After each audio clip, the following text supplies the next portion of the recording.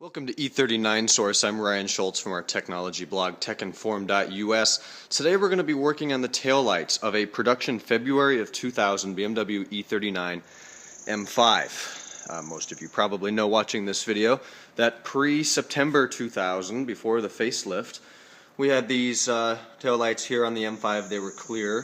The 2000 M5s, they were all clear. The other ones were orange up top here, and these are halogen rear lights. They're not bad, but they're nothing like the facelift lights, which I have here.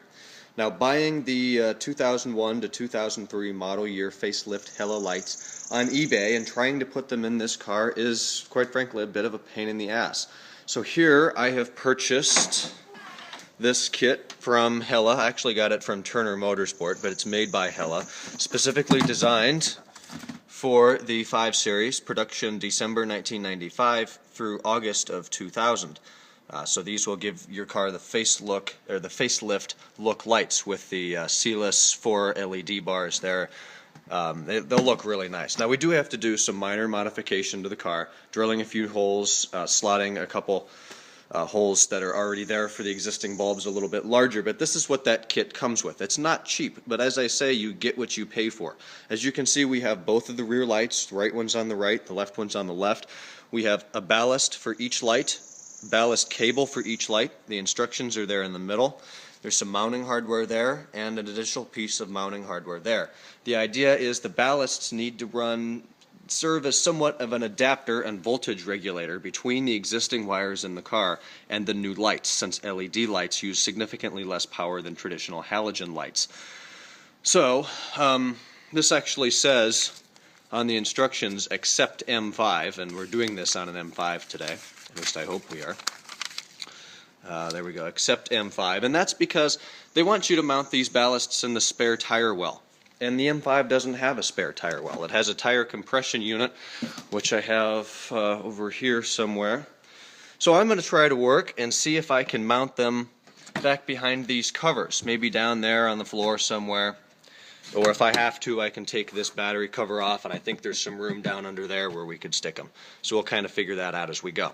Now notice I've started by taking most everything out of the trunk, some of the trim, really just the mat and the carpet within the trunk, as well as the mobility air compressor.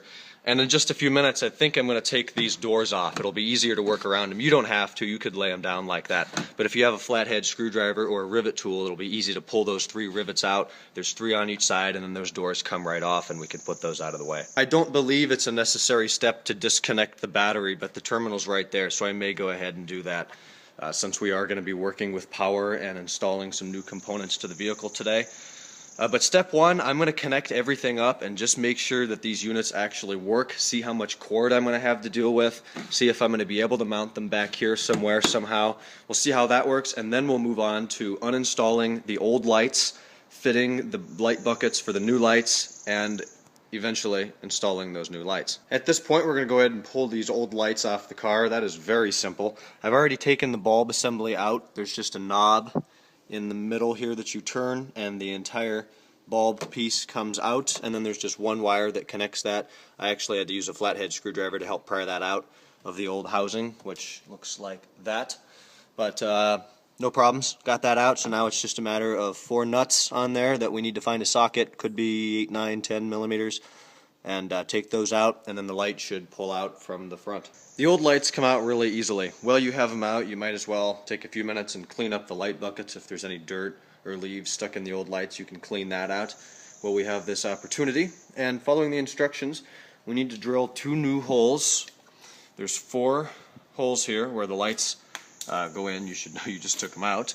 We need to come down 16.5 millimeters or 1.65 centimeters from each hole and drill new ones. This hole over here is 8 millimeters in diameter, and this one over here is 16.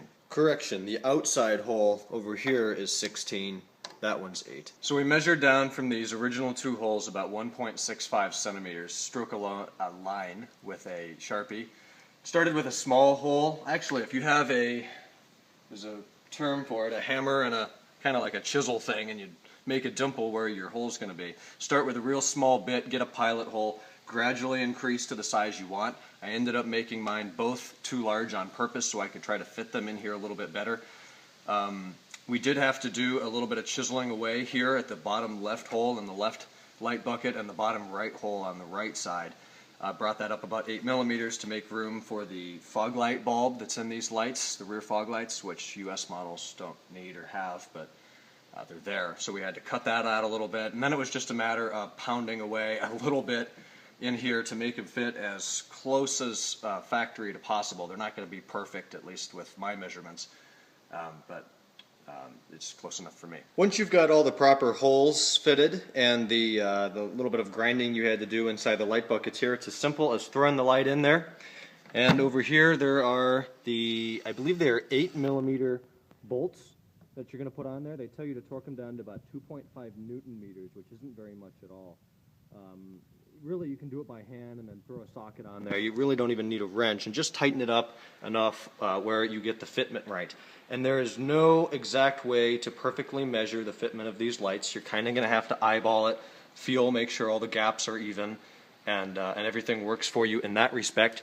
Wiring the ballasts was really simple. You took the old wiring harness that was already in the car that you disconnected the old assemblies from, plug that into your ballast wire, which comes right here. I actually used some Velcro to put my ballasts over here. I Velcroed it on the back of the 6-disc CD changer here, which worked really well. So plug one end into the ballast, the white end like that. There's one way it goes. There's 2 notches on one side and 1 on the other. It's pretty intuitive how that fits. And the ballast is just going to serve as an adapter or a voltage regulator to keep the power right going to the LEDs, since they're going to use a lot less power than your halogen bulbs will. So get that all wired in on both sides. It's really simple, just takes a few minutes to make it fit. If you're doing this on an E39 that actually has the spare tire, then there's that additional mounting hardware I showed you in the previous clips, and that's going to go under there. But the ballast over here, I just put on the floor in here, down on the metal, and it's the same situation, making that fit here. The only grinding we had to do was here. It's actually the brake light bulb on the outside. I was mistaken in saying the fog light bulb, I believe. See if we can focus on that. It would not be a bad idea at all to put some silicone on that or something so it doesn't rust or corrode if you get any bit of moisture in here. But this is a pretty simple job. It just takes some time to get everything right. I will film a clip tonight to show you what the new lights look like. We'll back up here and get a exterior view. It is quite the upgrade to the car. And I actually replaced my turn signal bulbs. The ones that it comes with are orange. So I went with the Phillips Silverline turn signal bulbs. It's really easy. They're clear from the outside, so you don't see a big orange bulb in there, but they light amber when you turn on your turn signals, because these are supposed to be amber when they're lit. So replacing the bulb is actually really simple. It's as straightforward as coming here to the back of the car. This top one is obviously that bulb, so you want to come in here and turn it a little bit counterclockwise, and it's going to pull straight out. And as you can see, this bulb is coated in silver, so you won't see that it is it's brown or orange like the other ones are. And then put it back in the way it came out and turn it back clockwise, and now you've given contact to that bulb, and it's a perfectly clear look from the rear of the car. It looks a lot better than having the orange bulb in there. I will put the part number for that Phillips bulb and the kind of bulb it is in the description below the video. The bulb on the top is the stock bulb that comes with these lights and what BMW included with the car. On the bottom is the bulb I chose, which is the Phillips PY21W Silvervision bulb. Definitely a big upgrade from the rear of the car without sacrificing the amber color. Here I have a photo I took directly after getting the right light installed with the OEM stock left light for the 2000 E39 on the left. You can really see the clarity in the different lighting hardware here. I'll get a clip tonight, as I said, with the LEDs lit, and we'll test out the brake lights and reverse lights and everything, and they seem to be a little brighter, but that's probably just because I had newer bulbs. But definitely an upgrade to the E39. It looks so much better than, especially the old orange lights when they were orange up by the turn signals. So if you've got the time, and I know it's expensive, but you're getting high quality, hella OEM manufacturer products here.